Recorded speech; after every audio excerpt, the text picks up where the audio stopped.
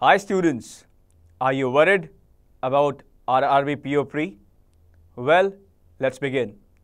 RRB PO Pre exam is going to be held in the next week and many of you must be worried about the cutoff. The point to be noted here is that all the questions asked were easy as compared to the level of IBPS and SBI PO examinations in the past year. So there is actually need to be brave to face the RRB PO Pre just because last year's cutoff was so high. But students, we all know that the pattern of all banking examination has shown a drastic variation when compared to previous years' examinations. So prepare all the topics well. You can refer to the pattern asked in the previous years but cannot completely rely on them. Be ready for a bolt from the blue and prepare accordingly.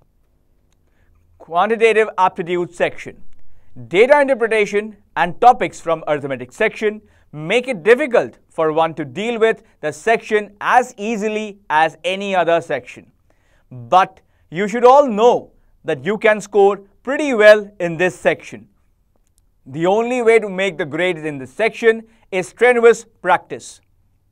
The total number of questions asked in this section in IBPS RRB PO Pre will be 40.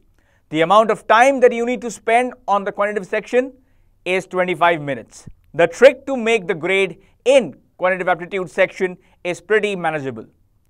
Choose to attempt the questions on quadratic equations, inequalities, simplification, approximation, and number series first. The number of questions based on these topics will be 15. There can be questions on approximation and inequality too. One should try to attempt the maximum number of questions within 8 minutes of time. Attempt at least 11-12 questions because this part is the easiest. After having attempted all these questions efficiently, go for data interpretation. There were 3 DIs in the previous year IBPS RRB PO examination, so we can expect 15 questions on DI this year also. One should try to attempt at least 10-11 questions as 3 out of every 5 questions in DI are doable. The time limit for DI should be 10 to 12 minutes. 6 questions from arithmetic section 2 will be doable, so try to attempt at least 5-6 questions within a time limit of 5-6 minutes. Reasoning ability section. This section is no doubt going to make your blood run cold with a great number of puzzles, and the number can be as great as 55 to 60% of the total number of questions in this section. You literally need to practice quite hard if you genuinely wish to ace the grades in this particular section. Puzzle is the most significant part of reasoning section as the number of expected questions from the topic is 15 to 20. The puzzles now being asked are very lengthy, complex, and even calculation based.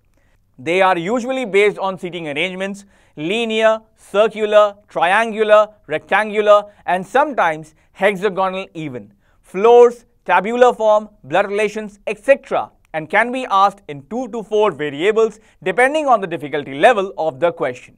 A mix of seating arrangement and drill relations is also being frequently asked in the examinations. An important tip to solve difficult puzzles with 100% accuracy is to make 2-3 possibilities for the same puzzle and keep cancelling them out as you proceed. Another important point to bear in mind while doing puzzles is not to ignore the important key points while reading the question.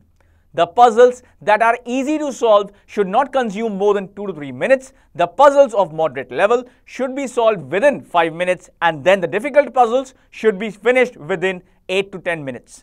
If the time that you take while solving different puzzles is more than the time affirmed above, then you really need to work hard on it. The Silogs is another topic of reasoning ability section, which is quite important. The number of expected questions on this topic is 5 to 6. It is one of the easiest and scoring topics, so prepare it well and you will be able to bag 5 marks very easily in reasoning ability section. Data sufficiency is also an important topic, so that can get you at least 3 to 5 marks in the reasoning section. The questions based on data sufficiency can have 2 to 3 statements based on the difficulty level of the questions. If asked, there will be a total of 3 to 5 questions on this topic.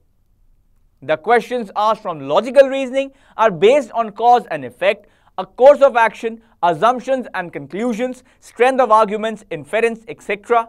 The number of expected questions on this topic is 5 to 6.